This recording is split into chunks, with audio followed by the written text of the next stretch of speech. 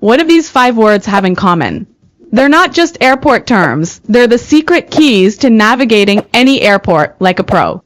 Let's kick things off with some important terms you'll hear at the airport. Repeat after me, and let's nail that pronunciation. Departures. This refers to the area where flights leave. For example, I'm heading to the departure gate to catch my flight to London. Boarding pass. Your ticket that you show to get on the plane. For example, don't forget your boarding pass when you're getting on the plane. Check-in. The process of registering your flight at the airport where you drop off your luggage. For example, you need to check in at least 2 hours before your flight. Carry-on.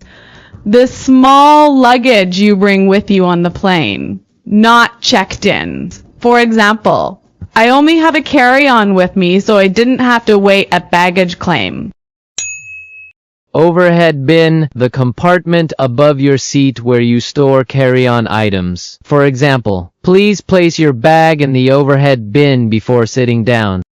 Now that we've covered some crucial vocabulary, let's dive into some phrases and expressions you can use. And hey, if you want to sound more like a native, these are your go-to tools. Let's talk about the verb to check in.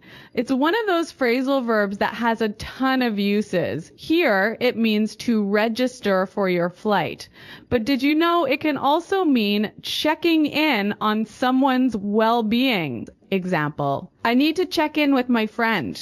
She's been feeling down lately. Exactly. And speaking of checking in, let's talk about a flight attendant. This is the person who helps you during your flight, and when you hear the term attendant, it can also be used in other situations. Like, you might have a restaurant attendant or someone who's there to attend to your needs. Pretty handy. And how about boarding time? This is when you're supposed to get in line to get on the plane. Now here's an idiom related to it. Don't miss the boat. It means you shouldn't miss an opportunity. If you don't board in time, you will miss the boat, or rather, the flight. Let's throw in a fun one now. Take off. When a plane takes off, it's when it leaves the ground. But as a phrasal verb, take off can also mean something becoming very popular. For example, that new song really took off. Great example. And one more, catch a flight. This is a common way to say that you're going to take a flight, but it sounds more natural. Example, I'm catching a flight to Paris tomorrow. Not to be confused with catching something else though, like a cold. Okay, now let's get into some grammar. We know you're here for the real deal, so here's a quick grammar tip. The difference between I need to get versus I need getting. Yes. So when you say I need to get, you're talking about something you have to do. Like, I need to get my boarding pass. But if you said I need getting, you're actually talking about an ongoing or repeated action.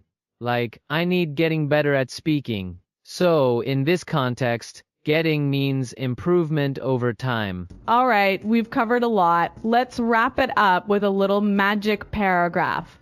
This one's special. If you memorize it, you'll remember all those important vocab words. Here goes. I need to check in my carry-on at the counter because it's too big for the overhead bin. After passing through security, I'll head to the departures area to catch my flight.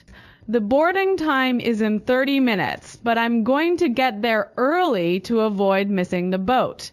The flight attendant will help me with my seat once we take off, and I'm ready to go to my final destination. Magic, right? You've now got some airport vocab under your belt, and with these examples, you'll be a pro when it comes to speaking about travel. Before we end, don't forget to check out Funfluen for a unique way to learn English through movies. Imagine learning by watching your favorite shows. That's right, it's like having fun while improving your language skills. Quiz time. First question, what's the difference between a carry-on and a checked bag?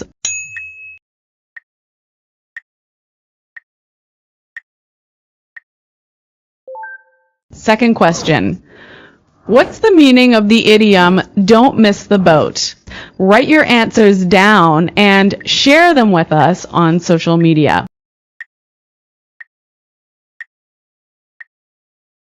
And don't forget to subscribe for more fun and effective language learning content. Catch you on the next episode of Funfluen. Thanks for listening, everyone. Keep learning, keep practicing, and see you next time. Bye.